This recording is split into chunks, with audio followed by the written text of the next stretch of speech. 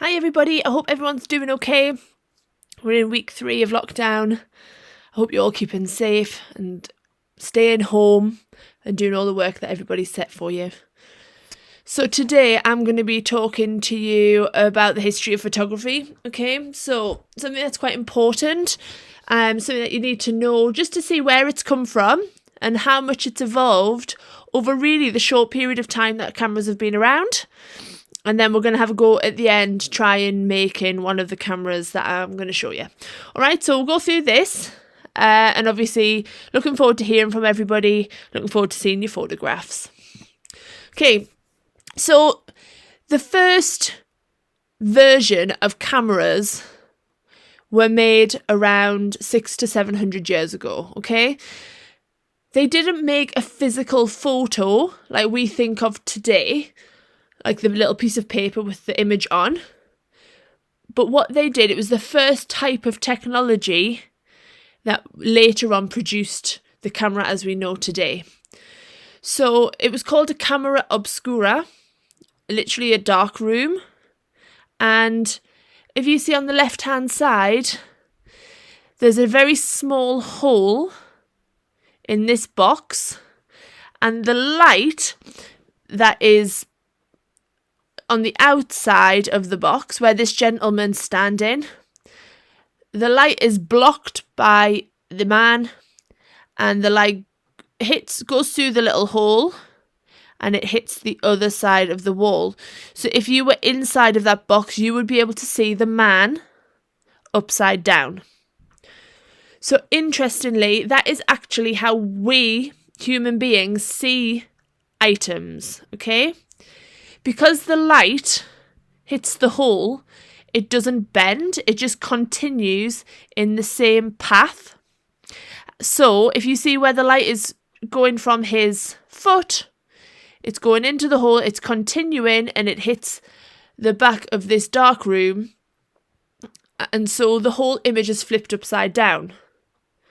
Okay? It's not until later on that mirrors are introduced to cameras so that you can see the right way around. But as I said, that's how we see them ourselves in our eyes, but our brain knows that it needs to flip the image upside down, so it does the hard work for us. And again, you can see the same on the right hand side, where the light travels through the hole, it's flipped upside down, and these camera obscuras were used by many people to draw. So they would draw around the image that has been projected on the side of the room. And that's how they started making particularly accurate sketches and drawings. So the cameras that are most like what we know nowadays were first created in 1814. And Joseph Niepce created the first physical photo, okay? This photograph is the first known physical photo that has survived, and it's called the view from the window at Le Gras. I think that's at the end. Okay, so the gentleman who created this photo, he would have used a sheet of metal, okay, not paper like we do it, a huge bit of metal, and he would have spread some chemicals over it. He would have placed that in the camera. He would have pressed his camera, the shutter button, to capture the image, but then the photo needed to be exposed to certain types of light in order for it to appear on the sheet of metal. Although this was the first type of photo, the first physical photo, these images didn't actually last, so eventually they would have faded. So this image, I think, is from 1827. But the first ones were created in 1814 with the first camera. But this is the first one that is known to have survived. Then in 1837, Louis Daguerre, who is known as the father of photography, brought photography to the masses, to lots and lots of people. It became a lot more accessible when he invented daguerreotype photos. Instead of being on metal, like the last lot of photos, they were on pieces of glass. In the 1800s, glass wasn't strong like we have it today. It was particularly it was brittle. So carrying these pieces of glass, using these pieces of glass, was obviously you had to be very gentle with them. They were particularly heavy. It was expensive. And it required a lot of patience. So his photos were well known for being particularly sharp and accurate and detailed. Okay, you can see this image. This is Louis Daguerre. And that photo has lasted a really long time, almost 200 years. And you can see how detailed it is. And you can see how sharp and in focus it is. The problem with this, it says it requires a lot of patience, okay? So it would take 20 minutes for this photo to be captured. So in the 1800s, mainly photos were used for portraits, so taking photos of people. So the people would have to sit there for about 20 minutes without moving to be able to capture an image. If they moved, the image would be blurry, okay?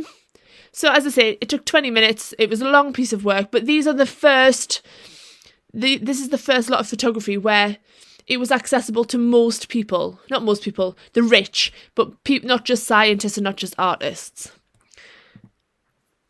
And this is the first known photograph of a person, okay? So if you look down here on the left-hand side, you can see that there's a gentleman I think it's a gentleman, and it looks like he is having his shoes polished. The interesting thing about these photos is that this is a very busy street in Paris, and it would have been filled with cars and people, but because it took such a long time, 20 minutes, remember, because the people and the cars were moving constantly, it looks like it's completely deserted because the camera couldn't capture it. So it looks like the street was completely deserted. However, this person standing down here, who I believe was having his shoes polished, would have been standing there long enough to have been captured in this photo. So this is the first known photo of a human being. Then in 1855, this is when Kodak, so that's a company we still have today, brought out their first roll film camera. So you might be familiar with these rolls. So we get them, we put them in the back of the camera, and you can take the photo. It makes them portable, it makes them light, not like using the glass and the metal. Okay, so these are very basic cameras. And at this point, we were aware that we could take photos and they could be developed onto paper, and it didn't have to be something like metal or glass. In the 1900s, this camera, called the Brownie, was released to the general public. It went on sale for $1, but in 1855, that was the equivalent of approximately $500 nowadays. Okay, so quite expensive, but people were still able to afford them. And you can still find a lot of these cameras nowadays. In fact, my husband has, I think, 2 or 3 Brownies. And yeah, these are the first mass-produced camera. The one that people could get their hands on without having to go and have their photo taken. So in the First World War, which is 1914 to 1918, this is really when the role of photography changed. So as I said before, photographs before were primarily used for portraits, so people sitting still, having their photo taken. Whereas during the First World War, this is when photographers went off to the war and they showed the world the horrors of what was happening during the war. So they were using these new technologies to capture what was going on and send these photos home. So this is really when photography started changing. It went from portrait to different type of journalism, landscape, etc. Okay? So some very interesting photos there. Then in 1948, so it's about 30 years later, the first Polaroid camera was released. So this is the first instant development camera. And what's really interesting is how quickly it's gone from photos being taken on bits of glass to then being able to instantly have the photo. And Edwin Land, who's the person who invented this camera, the reason he invented it was because he'd taken a photo of his daughter, and his daughter said, well, how come I can't see the photo? So Edwin Land decided that he was going to invent that camera, so the photo could be taken and you could instantaneously see it on a piece of paper. And that's really interesting to us nowadays, when you think that you can take a photo on your phone and you can just see it and you can delete it straight away. Okay? I don't know if you've ever seen the Polaroid. The Polaroid is like a square, and at the bottom underneath the photo there is a little white piece of paper, and lots of people write on there to say what the photo's of or who's in it or the date. But actually that little square is a little pouch, and it's got the salt and the solution that's needed to develop the photo. So as the photo is being pushed out of the Polaroid camera, it's dispersing the solution and the salts to be able to develop the photo instantaneously. So the first Polaroid would have been in black and white, and then in 1968 they released their first colour film. Then this is becoming more like the cameras that we know nowadays. So in 1977, this is the first compact camera. So the compact camera is what one would call the point and shoot camera. The beauty about these cameras is that you don't need to know all of the theory that we learned in the last 5 videos, where we're talking about aperture and shutter speed and ISO. Okay, these cameras just do it all for you. So they make the decision about how to take the best photo for the conditions that you're in. And these cameras became very popular because it meant that you didn't have to be professional. You didn't need to learn the ins and outs of photography. You could get these cameras, put a film in the back, and you could take some pretty good photos with them. Okay, so they're most like what we're used to nowadays. Then in 1991, the first digital camera was released. So digital meaning that you didn't need a film to put in the back. You just did it you had the little SD card, which is removable. And because of that, you had the little SD card in that saves the photo. You take your photo, you can look at the photo, and you can delete it straight away without having to process it, without having to create the physical photo. So obviously the digital cameras nowadays will have different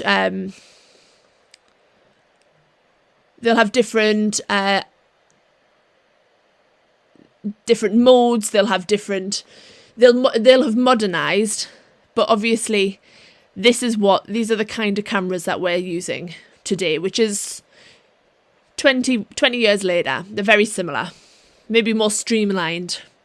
And then finally, the biggest change was in 1999, which is when the first camera phone was released. And although lots of different companies have said that they were the first to release the first camera phone, Japan said that they released theirs, and it was this one here. Okay, so you can see there's the lens, and that's how you would take the photo. And you can see, compared to what we have nowadays, which is here in the red box, the iPhone, Samsung, Huawei, cameras have changed on phones. You can see this one, Sony Ericsson, you had to attach the camera to the bottom. So I had a friend who had one. She would take the bottom off, carry it with her, and then she'd put it back on when she wanted to take a photo. You can see here the camera you could change the direction of the screen so you could take the photo, and the different flip phones. And nowadays you have so many new technologies or new devices that you can fit to your phone to help you become the best photographer. So you could have a tripod that you'd fit your phone onto. You can have different types of lenses to help with your different types of photos. And again, this is a different type of tripod. So really, you can see there how much technology has changed and how photography has changed over the 200 or so years that it's been around.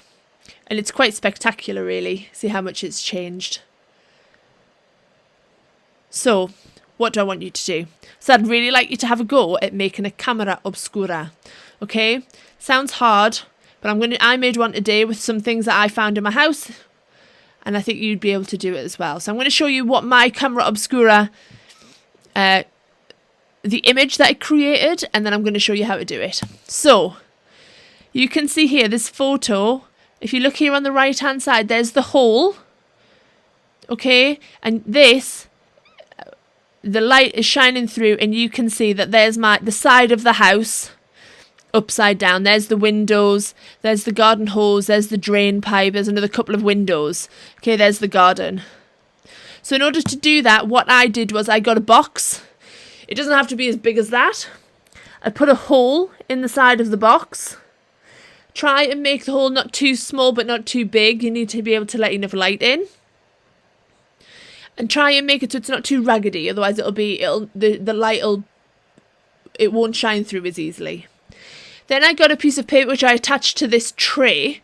I just did that because I didn't really have anything else that was white that could absorb, it could shine on, the image could shine on. So you could, if you had a white plate, or if you had like a white, something smooth, and I attached it to the tray just to make it easier to hold on to. And then I placed it inside. You can see here, these are my curtains. So I drew all of the curtains in the room and I just left one little slither. I tried to block out as much light as possible in the room. I put the box up against the window and I turned all the lights off. And as soon as I turned the lights off, you can still see here that you can see the image. Once I turned the lights off, it's much more obvious. Okay? So I'd love you to have a go at trying to make a camera obscura. Doesn't need to be a big box, just whatever you've got in the house. Make the room as dark as possible.